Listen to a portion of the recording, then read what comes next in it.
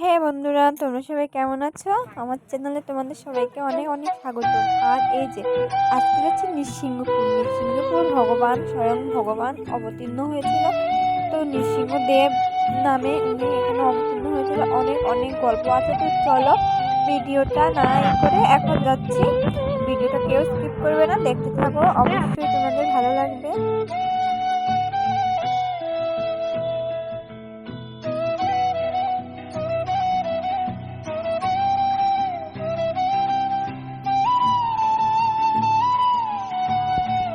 দূর থেকে নবদ্বীপে কেশবজির মঠ দেখতে খুবই সুন্দর লাগে। তো এই হচ্ছে নবদ্বীপের শুরু। আর তোমাদের একদিন আমি কেশবজির মঠ পুরা পরিদর্শন করে ঘুরে ঘুরে দেখাবো।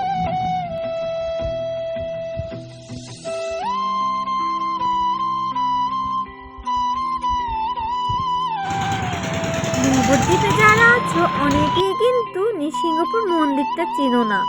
তো তাদের জন্যই আজকে আমার এই ব্লগ। আমরা কিন্তু হাই রোড ধরে যাচ্ছি। এখন আমরা গৌরাঙ্গ সেতু পার করব।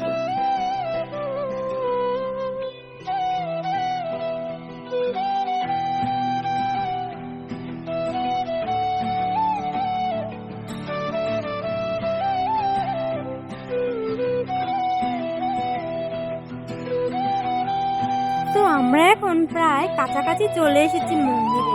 আর এই মন্দির হচ্ছে কৃষ্ণনগর ও ঠাকুরতলার একদম মাঝ বরাবর।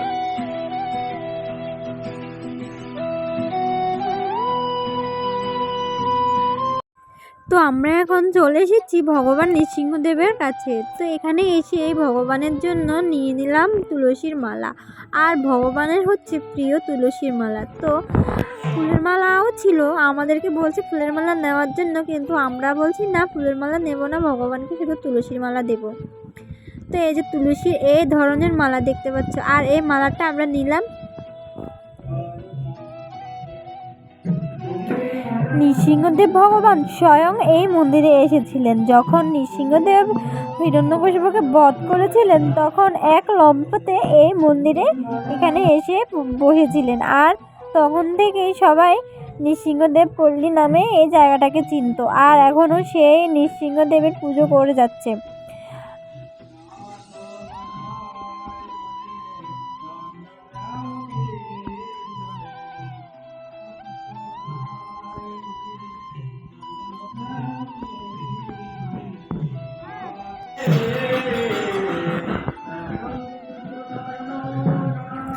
এখানে সবাই ভগবানের কাছে চেয়ে অনেক কিছু চায়, আর চেয়ে ভগবানের নামে ঢিল বেঁধে যায়। আর যখন সে আশা পূরণ হয়, তখন আবার এসে ঢিল খুলে যায়। তো এখানকার অনেকের মুখ থেকেই শুনেছি ভগবান নাকি সবার আশাই পূরণ করে।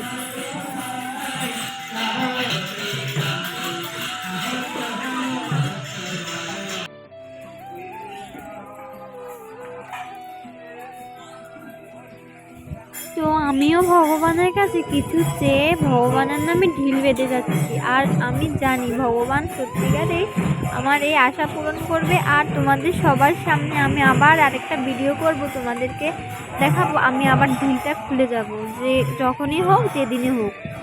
সেটা হতে পারে 1 মাস কিংবা 2 মাস। আর সবাই বলছে বেশি সময় নেয় না ভগবান। তো সে আশা নিয়ে ভগবানের কাছে এসেছি, ভগবান অবশ্যই আমার আশা পূরণ করবে।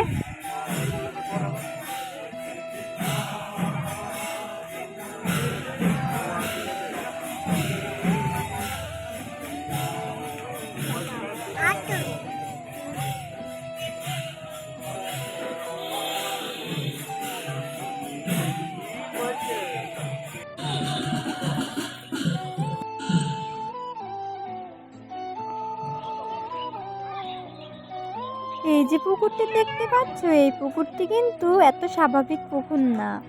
এই পুকুরটি হচ্ছে ভগবান নৃসিংহদেব যখন হিরণ্যকশিপুকে বধ করেছিল, তখন এই পুকুরের জলেই উনি রক্তমাখা হাত ধুয়েছিল। আর তখন থেকে এই জলকে, এই পুকুরটিকে অনেক জাগ্রত মানা হয়। তো এখানে অনেকেই বলছে যে এই পুকুরে একটু জল যদি পান করা যায়, তাহলে অনেক ভগবানের কৃপা পাওয়া যায়। তো আমরা সেই মতে একটু জল পান করলাম, আর আমাদের পুষ্টি সোনাটাকেও একটু জল পান করিয়ে দিলাম।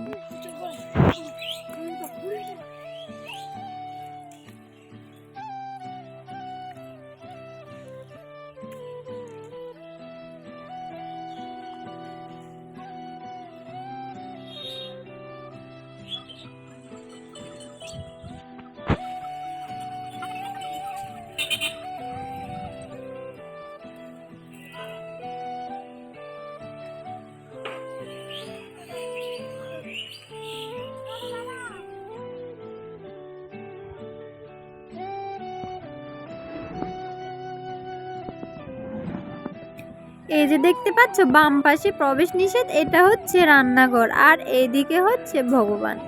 তো তোমাদেরকে আমি সব দিক থেকে দেখিয়ে দিলাম। এই যে রান্নাঘর আর এই পাশেই হচ্ছে ভগবানের মন্দির। আর এই যে দেখতে পাচ্ছ সোজা পিছন দিয়ে বেরোলেই হচ্ছে রোড, মেন হাই রোড।